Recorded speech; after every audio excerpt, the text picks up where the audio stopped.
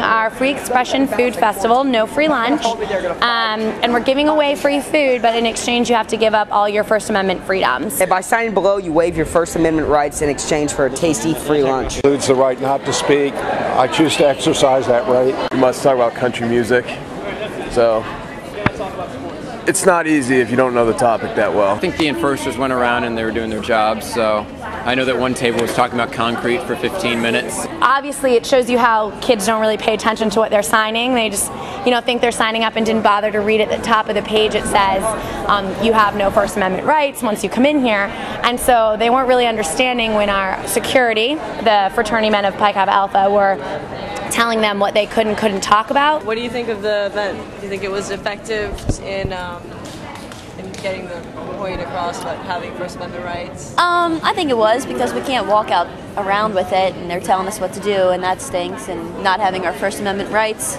stinks.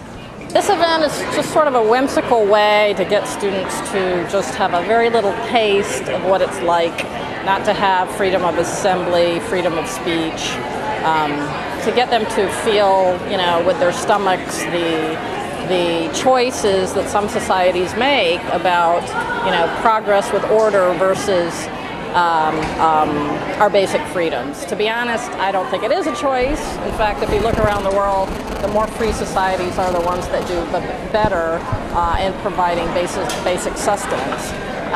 But this was an idea to force, to reinforce the idea that there are no free lunches. You have to defend and protect your constitutional rights.